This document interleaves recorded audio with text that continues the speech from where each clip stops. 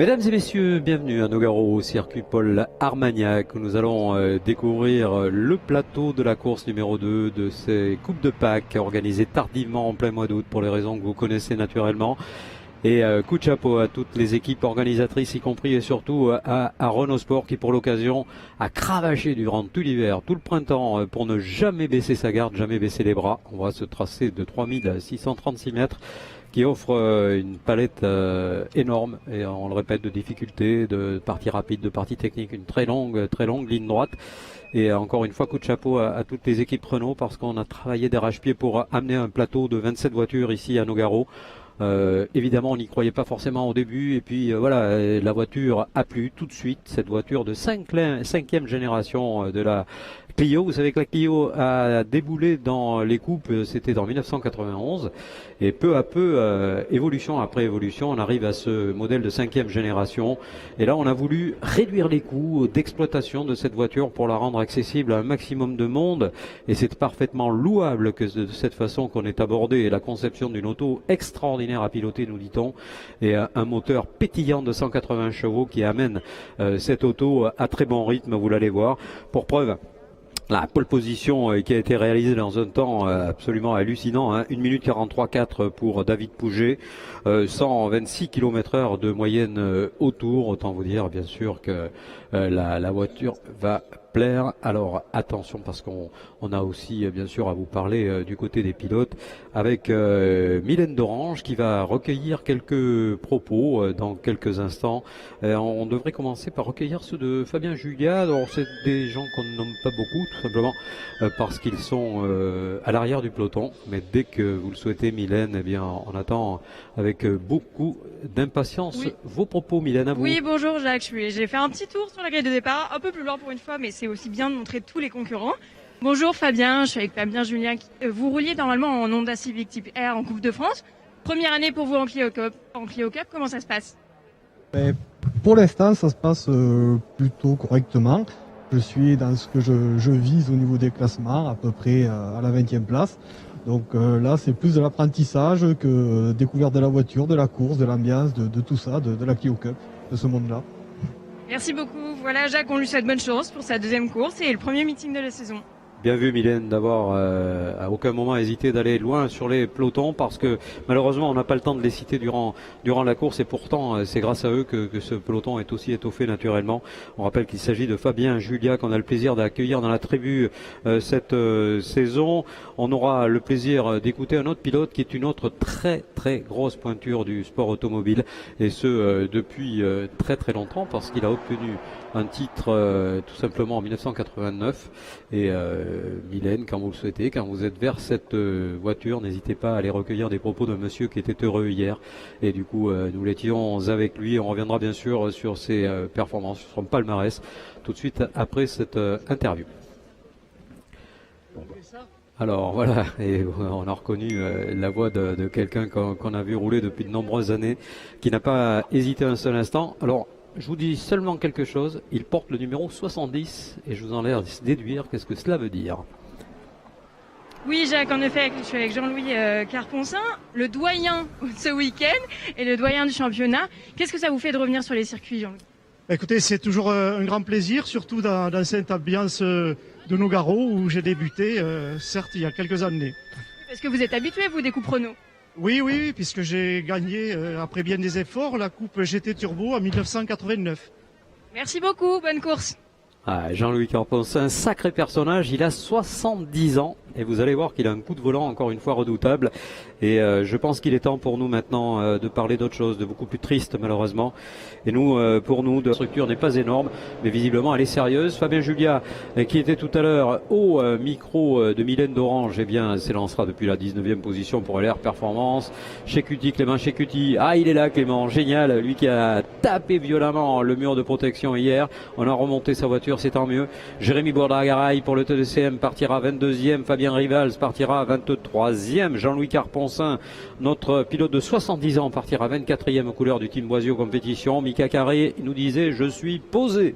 C'est le moment justement de se relever et d'y aller parce qu'on sait qu'il est très vite, mais là il n'a pas trouvé de solution pour l'instant. Javier Chiquendez et Joaquim Rodrigo partagera avec le Team VRT la Versa Sport, tout simplement la dernière ligne de la grille de départ, qu'on rejoint la plupart des voitures. 27 autos au départ, mesdames et messieurs. On vous promet une course d'anthologie. C'est la course numéro 2 de cette saison, bizarre de cette saison, qu'il a fallu reculer tout simplement jusqu'à ce mois d'août. On a quand même souhaité intituler ce meeting Coupe de Pâques parce que c'est traditionnellement ce meeting qui ouvre le bal du championnat de France des circuits, et cette année, non, un chien ne dérogera pas à la règle. Allez, c'est parti pour tout simplement 25 minutes plus un tour. Wow, et ça tricote déjà avec Nico Milan qui cherche par l'extérieur. Nicolas Milan, auteur d'un excellent départ, et David Pouget qui se fait légèrement enfermer. Le pilote espagnol qui a réussi à couper la trajectoire. Isidro Calleras et Nico Milan, auteur du hold shot. Contre-attaque immédiate de David Pouget, alors qu'on a vu Jurado monter dans l'air pour aller chercher une place meilleure. Il est 4e, Anthony, déjà. On rappelle qu'il partait en 6e position. Attention au départ de Dorian Pain qui est un petit peu chahuté, mais ça va. Alexandre Albouy remonte dans le peloton également. Il est juste derrière Dorian en empêchant cette voiture numéro 25. Mais qui est en difficulté malheureusement. Et ouais, il y a eu une touchette et je me demande si la voiture n'a pas souffert dans cette touchette. Et Alexandre Albuy qui est au ralenti à l'amorce de la ligne droite. Devant, on n'est pas au ralenti, on est même en train d'essayer. Ouh là là là. Alors là, il y aura de la carrosserie. Malheureusement pour deux voitures qui se sont percutées assez violemment. Dommage, mais bon, c'est comme ça, c'est la course. Il serait bien étonnant qu'une course de Clio Cup ne nous offre pas ce type malheureusement d'accrochage. Devant, encore une fois, là on en a deux solides, très solides à eux deux. C'est un certain nombre de départs, on va dire, en sport auto. 5 titres quand même pour le pilote numéro 50. Et on revoit Alexandre Albouy là en difficulté, un des favoris de cette course qui visiblement rencontre des soucis inattendus et c'est bien dommage. Et on revoit ce crash là entre la voiture 79 et une autre. Oh, et c'est Corentin Thiers qui vient d'aller dans le mur. Corentin Thiers qui vient de partir dans le mur. Aïe. Et là ça pardonne pas parce que là il s'est fait pousser malheureusement. Il s'est fait bousculer malheureusement. Corentin Thiers qui est expédié dans le mur. Je pense qu'il n'a pas de bobo. C'est déjà pas mal. On va rassurer tout le monde, mais la voiture a beaucoup souffert.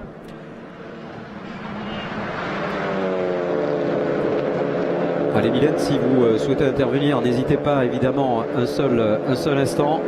En ce qui concerne l'avant, toujours Nicolas Milan, toujours David Pouget, ça nous rappelle la scénario d'hier. Et Corentin Thiers qui descend de sa voiture, ça c'est tout ce que l'on voulait voir. Par contre cette auto qui a pas mal souffert dans l'accrochage va sûrement entraîner pas mal d'interventions techniques.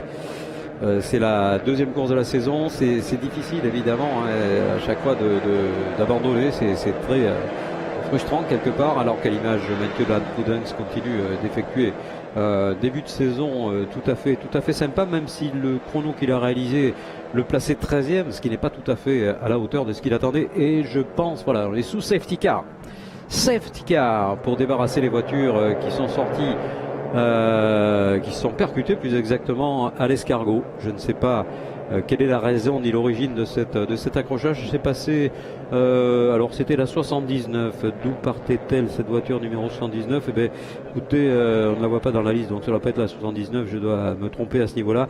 En tout cas c'était, je pense, au-delà de la première moitié du classement. Et on n'a pas vu effectivement l'origine de ce crash, donc cela laisserait à penser que ça s'est passé plutôt derrière. Et on voit la voiture de Corentin Thiers qui elle aussi doit être gênante, peut-être d'ailleurs est celle qui est finalement à l'origine de cette intervention du safety car. Quel dommage. Mais décidément l'équipe du Toucan aujourd'hui n'est pas en fait, puisqu'on a vu Stéphane Oriacombe en Alpine tout à l'heure être contraint à l'abandon, et là c'est le tour de Corentin Thiers. Il y a des fois où ça le fait, des fois où ça le fait moins. Alors qu'on voit la voiture, alors c'est Faye qui est sorti. Oui, en effet, Jacques, on est devant la voiture de numéro 17.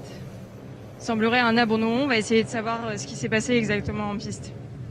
Je vous tiens au courant. Merci Mylène, mais c'est pas elle qui est sortie puisque là elle me parle. Ah si, un petit contact à l'avant gauche, assez brutal pour que la carrosserie frotte sur le pneumatique avant gauche, donc pas question d'aller plus loin. N'hésitez pas à me couper la parole Mylène lorsque vous avez le pilote faille. Oui, pas de souci Jacques, vous en faites pas. Allez, nouveau passage au ralenti naturellement, hein, et la particularité du safety car, c'est que on revoit le contact, et en fait c'était un tête à queue de faille qui ensuite a été percuté de face par un concurrent qui ne l'avait pas vu à cet endroit, qui ne s'attendait pas à trouver une voiture sur sa trajectoire. Voilà la raison exacte, et je pense que c'est même la deuxième qui a été la plus touchée. Alors voilà, c'était bel et bien Javier Sequendes qui partait 26e sur la grille de départ. Pour lui, c'est sûr, c'est évident, il n'ira pas plus loin dans cette course. La voiture a tapé quand même assez fort. Le pilote est ok, on va rassurer tout le monde. Allez, le temps assez voiture d'être évacuée, et puis le safety car qui remplit sa mission, c'est-à-dire retenir la meute.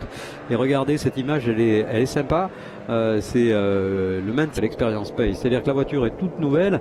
On s'est dit voilà, ça va être intéressant de suivre le début de saison, alors qu'on va justement recueillir de la part de Mylène les sensations du manager du GPA Racing dans quelques instants pour nous communiquer son sentiment sur cette situation. Bonjour Bénédicte, vous êtes la team manager du GPA Racing. Qu'est-ce qui se passe quand on est en safety car ? Alors en fait le souci et l'avantage, ça dépend où on est. Si on est loin des concurrents, on se rapproche, forcément il y a une occasion pour les redoubler. Et par contre pour les leaders qui avaient pris un peu d'espace, forcément pour eux c'est plus de crainte parce qu'ils peuvent se faire redoubler. Mais en tout cas voilà, ça va donner de nouveau de l'action à la course. Ça va redonner de l'action à la course, et pour vos pilotes et aussi comment ça va se passer ? Ça va permettre à ceux qui ont, comme Alexandre qui a perdu beaucoup de place au départ, de pouvoir recoller et essayer de doubler plus de voitures. Ça marche, merci beaucoup. Merci Mylène. Bénédicte Pouget donc qui a pris la parole avec beaucoup de compétences, comme elle le fait en tant que patronne d'équipe d'ailleurs. Il faut lui reconnaître cet ensemble de qualités. Et c'est reparti si je ne m'abuse. Oh génial attaque d'Anthony Jurado. Anthony qui se porte à la corde, et devant Nico Milan qui a réussi un start parfait. Thibaut Bossy qui est dans le groupe des bons. Joli Thibaut, et la progression, on a compris plein de choses chez TB2S durant la nuit. Là je sais pas si c'est elle qui a porté conseil, en tout cas le rythme est beaucoup plus intéressant. Derrière lui il y a Isidro Caliras, chaud, bouillant, pilote ibérique, très vite également, très jeune, hein, on l'a vu sur le podium hier. C'est vraiment il sort à peine de l'adolescence et déjà il pilote très rapidement ses voitures, c'est vrai, nous disait-on, qui offre un plaisir monumental, beaucoup de liaisons au sol, beaucoup de capacité de freinage, à l'image d'Oriane Pain également. Suivez bien cette évolution de Dorian, hein, parce qu'il lui faut le temps d'apprendre le comportement en peloton, et puis ensuite vous allez voir, ça va être très difficile d'aller taquiner ses performances. Et Caliras qui attaque Anthony Jurado, mais le trio s'en va, le trio formé de trois des favoris, des grandissimes favoris de cette discipline est en train d'évoluer devant. Alors sachez qu'ils ont tous les trois des teams qui leur sont propres et dont ils sont propriétaires, donc cela veut dire évidemment qu'on n'est pas par hasard en train de dire voilà, essayez de me suivre et venez chez moi, je vous ferai des bonnes voitures. Pour ce qui est de Dorian, elle est en baston avec Mathieu Landpouden, qui doit céder à la détermination de Dorian, 16 ans, on vous le rappelle, hein, loin d'avoir le permis de conduire encore, et lorsqu'elle va expliquer à son inspecteur qu'elle a déjà pratiqué pas mal d'années de sport automobile, il lui sera bien difficile de ne pas lui donner le permis de conduire, quoique ça n'a pas grand chose à voir, faut pas confondre route et circuit, on est tous d'accord avec ça.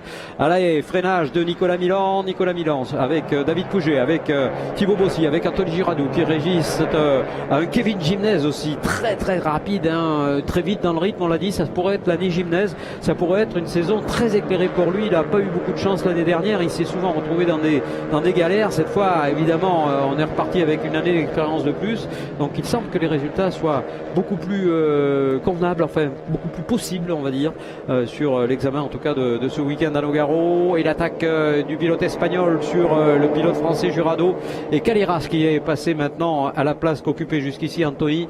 Au prix de cette bagarre, on a perdu un petit peu de temps, hein, c'est assez naturel, assez normal, pour pas dire habituelle, avec Dorian Pin qui suit ce groupe, et elle a raison, c'est un très très bon groupe ça, hein. Si elle arrive à passer au milieu de ce groupe, elle va se faire amener un petit peu plus haut dans les hauteurs, et là à chaque fois elle progresse, évidemment chaque tour pour elle est un nouveau tour quasiment, et les progressions s'effectuent de manière tout à fait surprenante, hein, il faut le dire. Gymnase attention, qui est talonné également par Guldelfels. Là je peux vous dire qu'il y a du talent au mètre carré, sachant que sur ce plateau on a 7 titres, 5 pour Milan, 1 pour Guldelfels et 1 pour Carponsin. Wanné Carponsin d'ailleurs, il est à la 23e position, notre pilote de 70 ans là, fabuleux.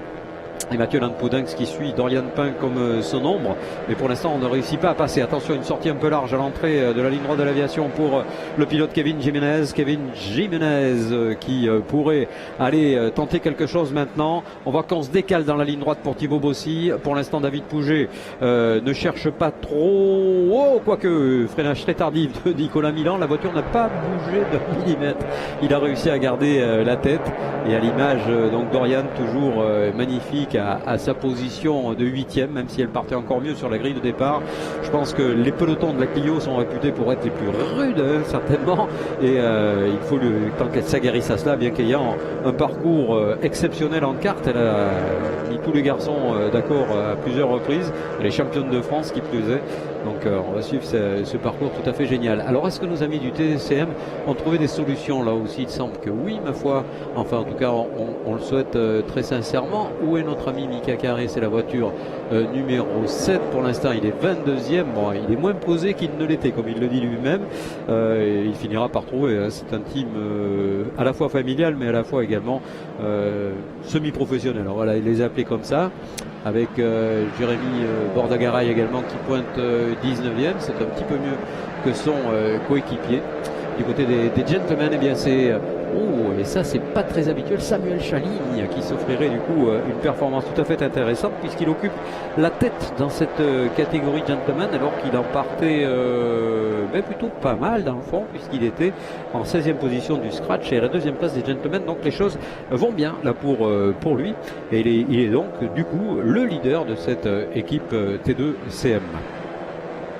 Oula, j'ai une crainte en voyant Mathieu Lampodinx tout seul qu'il y ait eu quelque chose. Aïe, oui, malheureusement Dorian n'apparaît plus sur les écrans, en tout cas je ne la vois pas pour l'instant. Voyons qu'est-ce qu'il a pu se passer. Les choses se sont distendues un petit peu, les écarts se sont creusés quelque peu, et en tout cas je n'ai pas l'impression qu'elle soit encore de la fête, c'est vraiment dommage. Allez, Anthony Jurado, où en est-il, Anto? Pour l'instant, eh bien c'est la 5e position, ça serait pas mal du tout ça pour le championnat. Et on voit le pilote qui a été malheureux hier, hein, qui a très brutalement sorti sa voiture. Chez Cutie qui pour l'instant, chez Cutie plutôt, on ne prononce pas le T, est à la 19e position avec la voiture numéro 6. Et voilà, Mika Carré à l'écran. Mika Carré pour parler de cette équipe qui s'étoffe encore une fois. Il est passé très près d'une pole position à Barcelone. On le redit, on aura d'autres, mais c'est pas grave.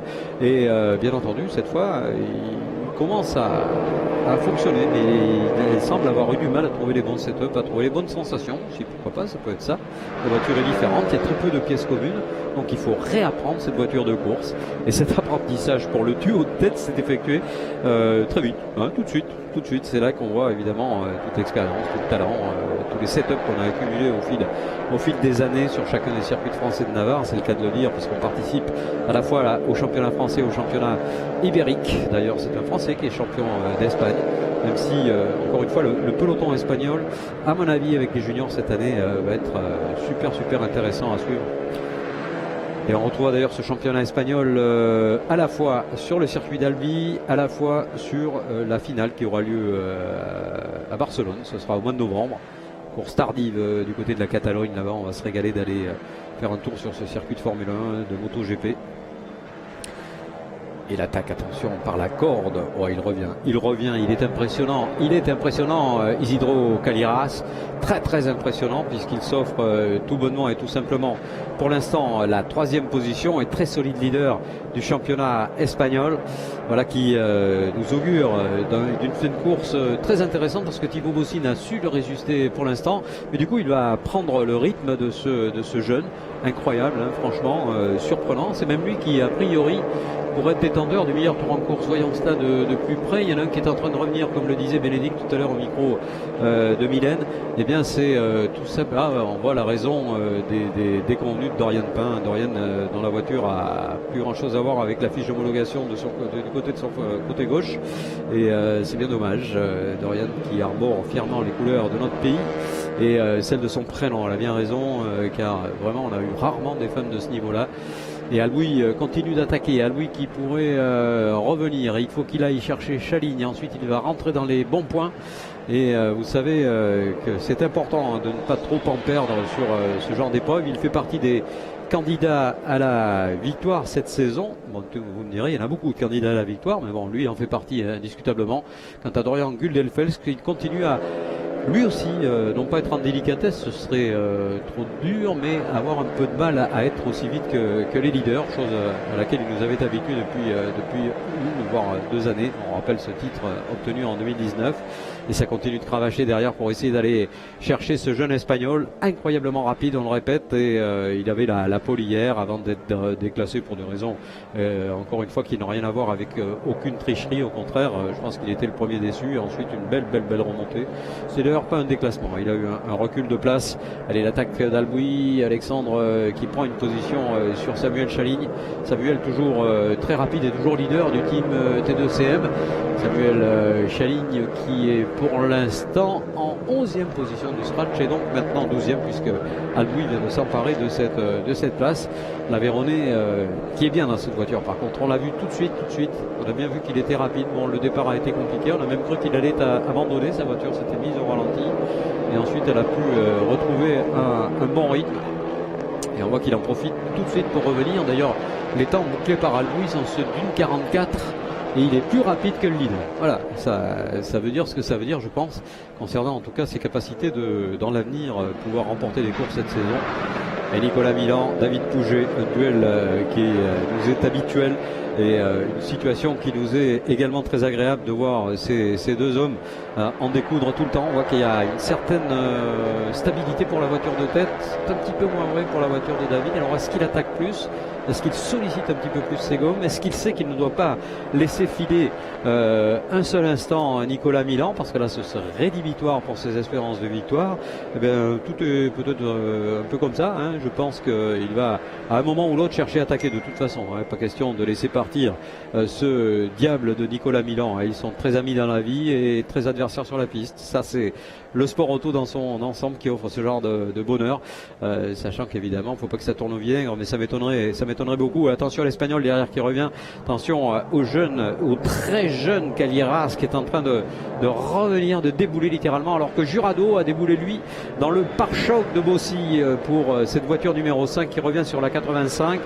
Superbe retour de Bossy aux affaires, donc ça c'est très rassurant pour le team TB2S qui, amené par son leader, va pouvoir effectuer des marges de progression beaucoup plus intéressantes. Oh là, et ça a failli repartir à la faute pour Anthony Jurado qui est allé loin sur le vibreur, même aller taquiner un petit peu les graviers, donc il s'en est sorti, ma foi, il a repris la situation en main, bravo.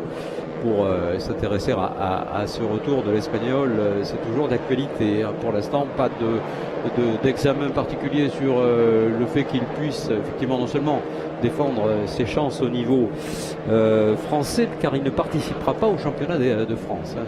C'est clair, il a décidé de s'inscrire seulement en championnat ibérique. Et en ce qui concerne Robin Beauclerc, voilà, je crois qu'il faut s'arrêter sur la performance de ce garçon qui était passé à côté des chronos. On était surpris de le voir aussi loin. Il était 14e, il pilote la voiture BRS Racing Team numéro 22, et là il est revenu, bien revenu, Romain, à la 9e position du classement général et à la 2e place ou même la première place France du classement junior. Il reste 5 minutes. Oh là, ça va trop vite, ça va trop vite, et le temps s'égrène irrémédiablement pour nous amener vers un nouveau duel, un nouveau final absolument sublime en Renault Clio Cup. Et je pense que de toute façon, qui de Milan, qui de Pouget va s'emparer de cette épreuve sous l'œil de Caliras, qui à mon sens va peut-être leur régler leur compte à tous les deux. Hein. Ça serait pas du tout impensable, parce qu'il est plus vite que tout le monde. Ouais, l'attaque de Jurado qui est parti de loin. Thibaut Bossi n'avait pas du tout fermé la porte. Il est obligé d'accélérer très tôt du coup, et ça fonctionne plutôt bien.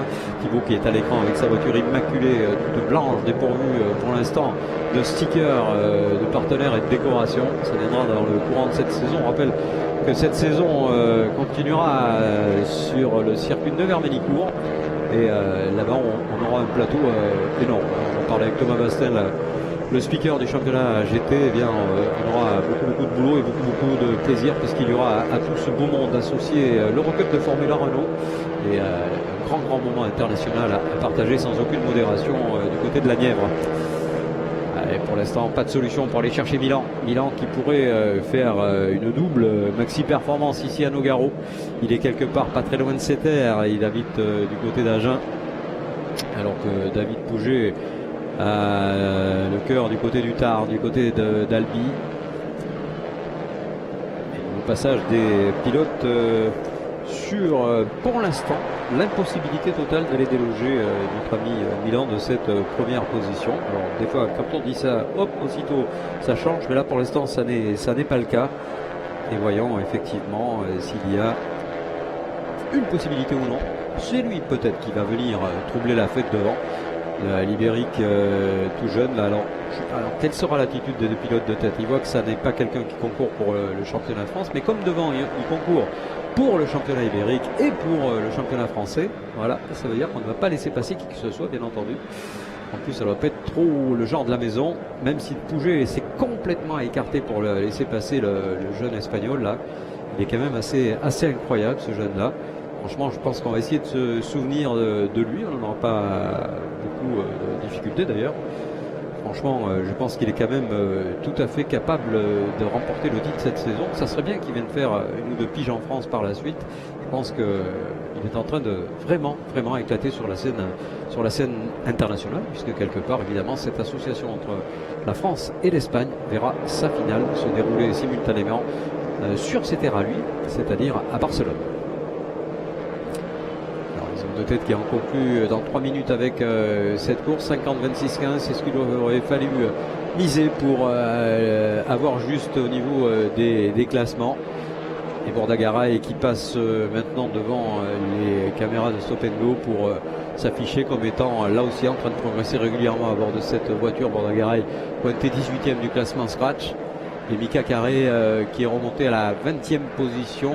Il rejoint Clément Chekuti, mais pour l'instant sans possibilité de pouvoir jouer avec encore un gentleman.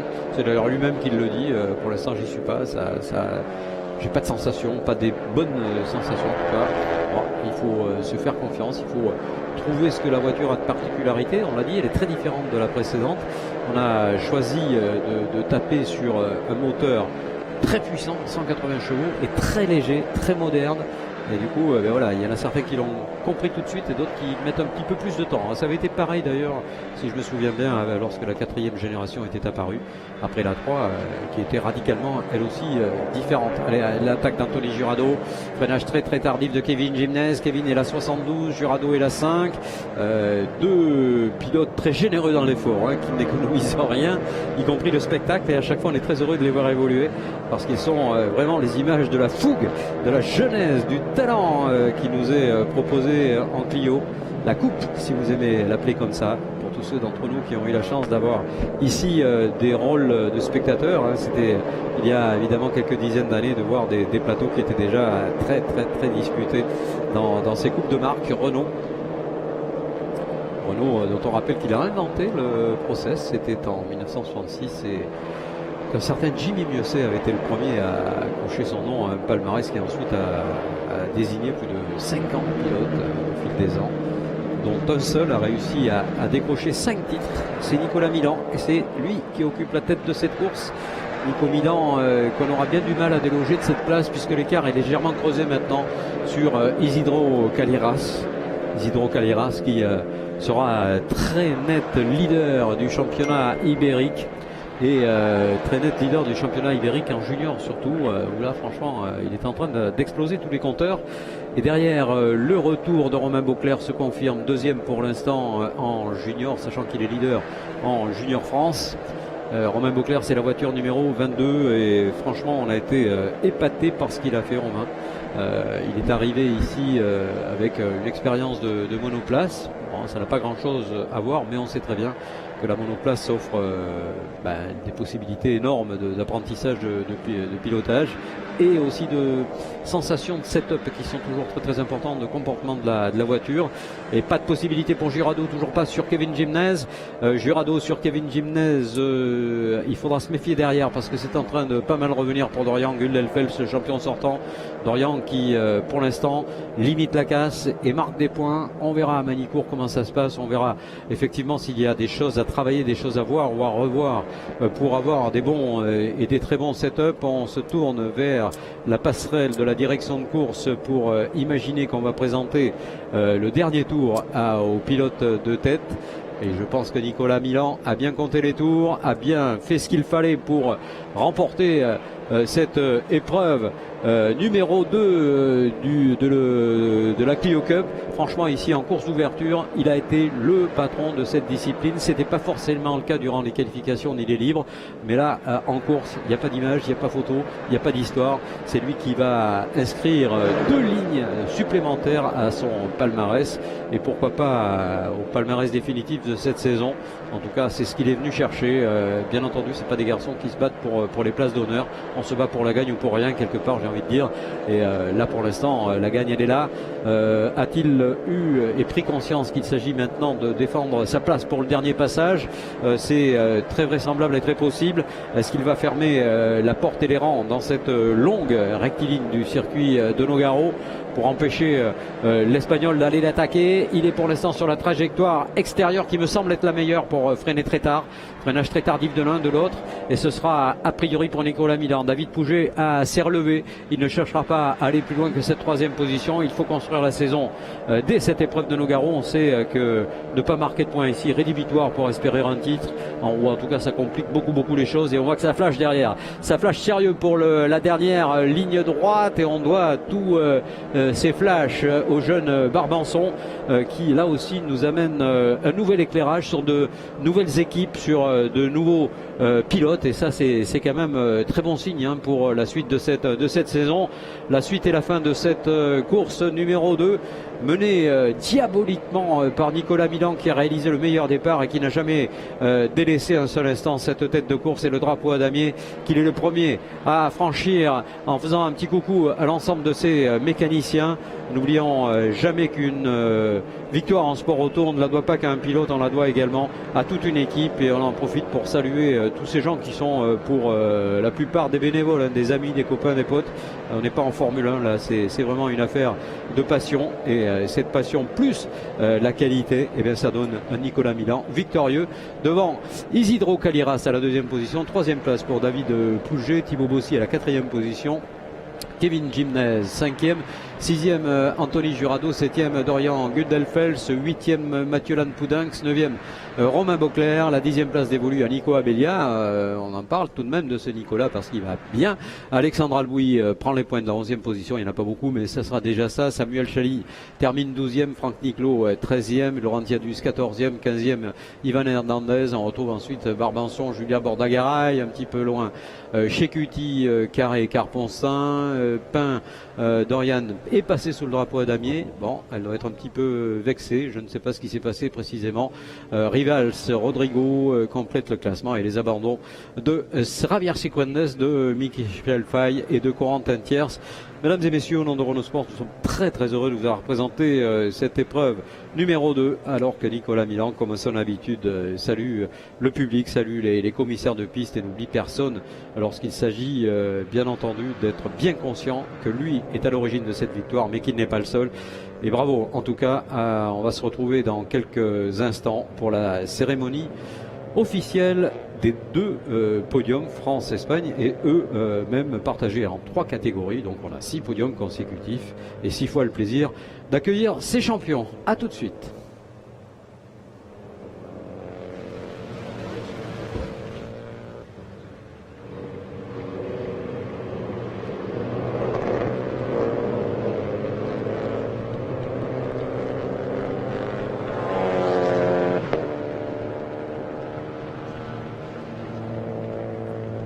Allez, voilà la dernière partie de ce dernier tour, le tour de décélération, le tour où la pression est relâchée, le tour où, bien sûr, on peut commencer à vibrer de plaisir. Alors qu'on va retrouver Mylène d'Orange avec monsieur Nogier au micro. Oui, Jacques, je suis avec Benoît Nogier, le directeur commercial chez Runner Sport Racing. Benoît, est-ce qu'on peut parler de réussite pour le lancement de cette saison 2020 ? J'attends de voir les pilotes qui viennent d'arriver de la deuxième course, mais je crois qu'ils ont l'air heureux, donc c'est une vraie belle réussite. On n'a pas eu de problème avec les voitures, on a 27 pilotes heureux, je crois, on a passé un très très bon premier week-end, c'est pas toujours le cas en sport auto, le premier week-end est toujours un peu tendu. On a vraiment passé un super bon premier week-end et c'est plein d'espoir pour le restant de la saison, et puis plein d'espoir pour la nouvelle Clio qui arrive. Il faut aller la voir maintenant au rallye du Mont Blanc, parce que c'était le premier week-end en circuit, maintenant on va aller la voir en rallye. On y pensera, merci beaucoup Benoît. Merci Mylène. On va se retrouver, on va vous laisser dans les mains de Stop & Go pour les meilleurs moments de cette course et bien sûr les 6 podiums consécutifs qui nous attendent.